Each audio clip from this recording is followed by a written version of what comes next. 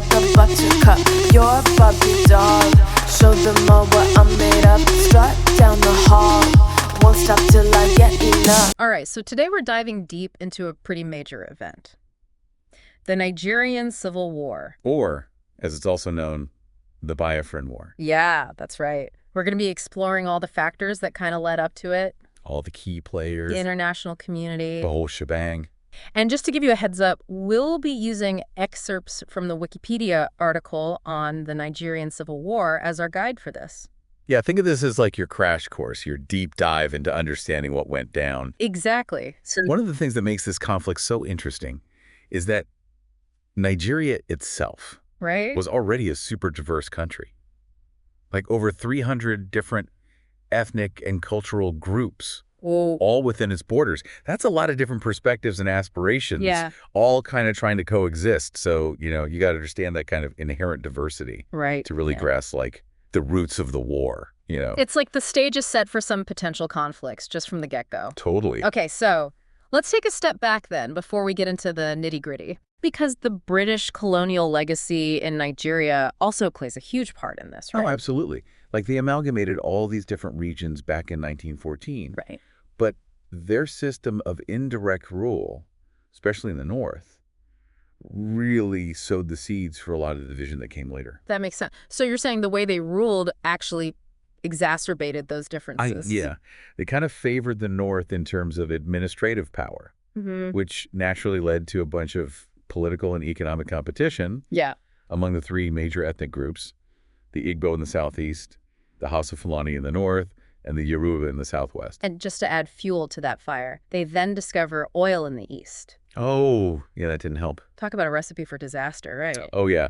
Control over those resources definitely became a point of contention.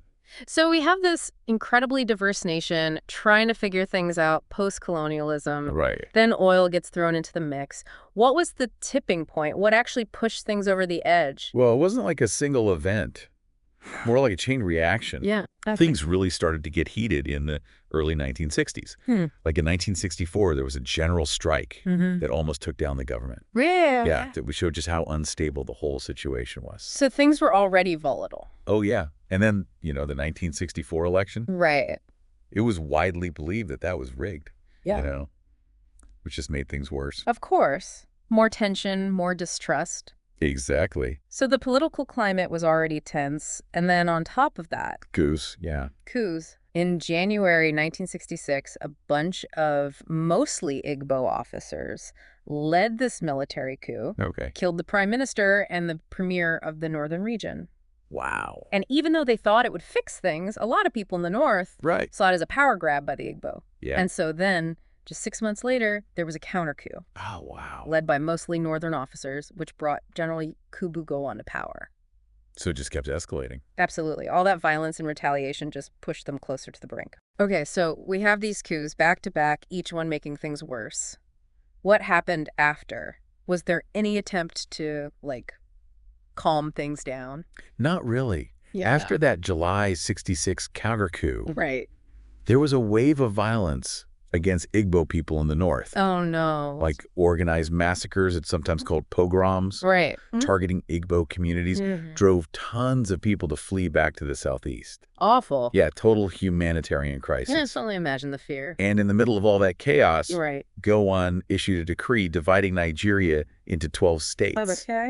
Seems like he was trying to give more power to different regions.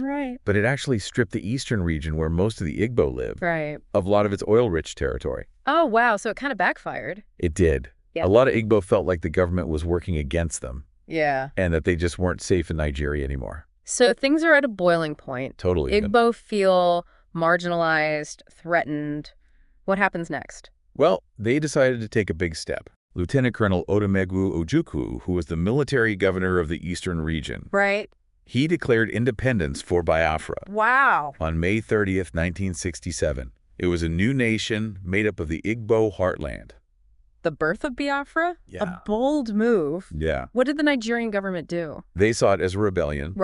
And immediately imposed a full economic blockade on Biafra. Oh, wow. Cut off all trade, all transportation. So essentially trapping millions of people. Yeah. And with that, the stage was set for the Civil War. A brutal, devastating war. Absolutely. So Biafra's born, but they're in a tough spot right out of the gate. Yeah, surrounded and cut off. Blockaded. What happened in those first few days? So the Biafrans knew they were at a disadvantage. Makes sense. So they launched this preemptive strike into the Midwestern region of Nigeria. Bold move. Trying to get some territory, resources, maybe even some global recognition. Did they succeed? They did, actually. Got as far as Ore, which is only like 130 miles from Lagos. No, the capital. Yeah. Really freaked out the Nigerian government. I bet. Showed them Biafra meant business. Totally. Yeah. A real underdog story. David and Goliath. Exactly. Oh.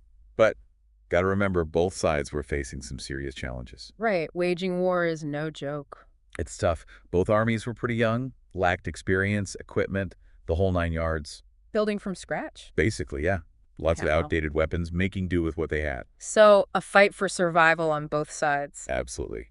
And then you've got the international community watching all this unfold. Right. How did the world react? Things get really interesting here. Okay, I'm all ears. The Nigerian Civil War became like this focal point for all the Cold War tension. Oh, wow. Different world powers pick sides, often just looking out for their own interests, you know. So who were the big players? What were their motives? On one side, you had the UK.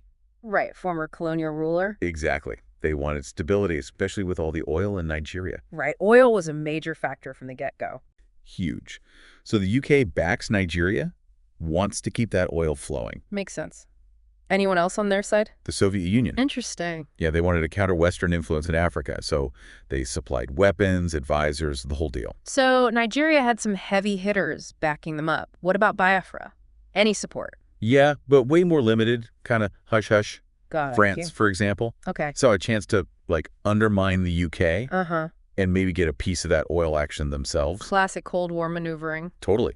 Gave some weapons, logistical stuff, but never officially recognized Biafra. Playing both sides, hedging their bets. Exactly. And then there's China.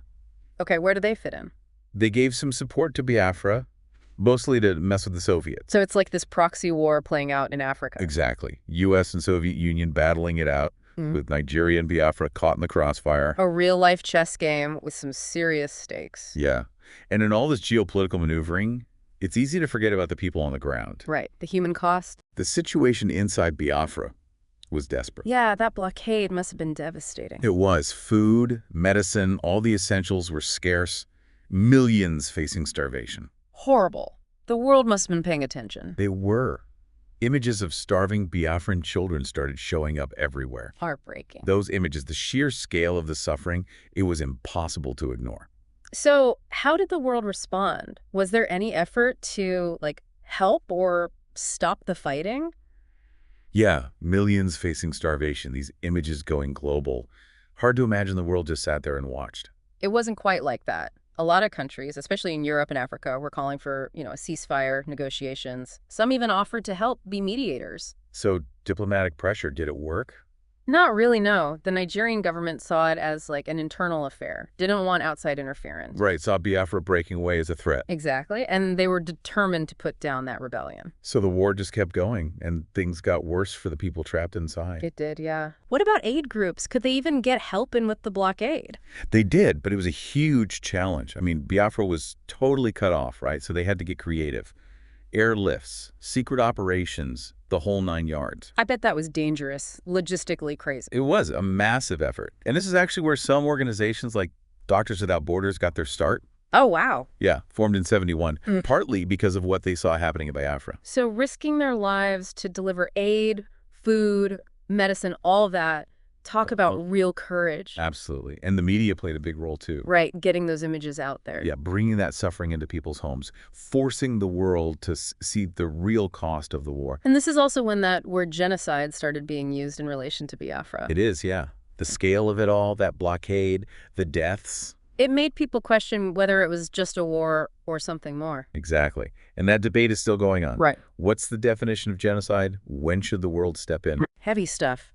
So after years of fighting, that blockade, all the suffering, how did it finally end? Well, by 1970, Biafra was just exhausted, out of resources, their army depleted, people starving. Just completely worn down. Yeah. They surrendered on January 15th, 1970, and that was the end of Biafra. a tragic end to a really tough chapter. What happened after? Was there any healing?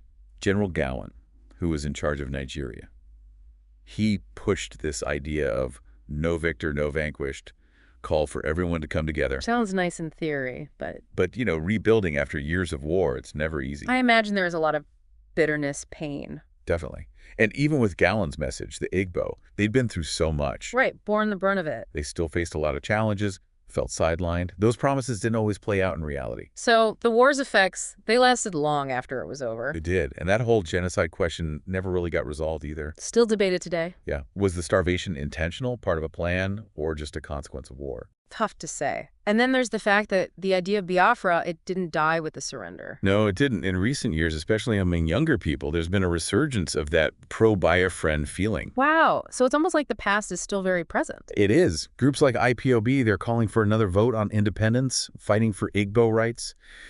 So yeah, the ghosts of the past are still hanging around. Wow. So after this deep dive, what's the one thing you really want our listeners to take away? I think the Nigerian Civil War is a reminder of just how devastating these conflicts can be. Yeah. Especially when you have deep divisions in a country. Yeah. Ethnic, religious. Exactly. It shows how fragile peace can be, how dangerous instability is, and how those wounds from war, they can last for generations. Such a powerful story. It's ambition, betrayal, resilience, suffering, everything. And it reminds us that history isn't just dates and names, it's real people's lives. It is. People who loved, lost, fought, dreamed. Exactly. So to our listeners, we encourage you to keep digging into this. Explore the sources, different viewpoints.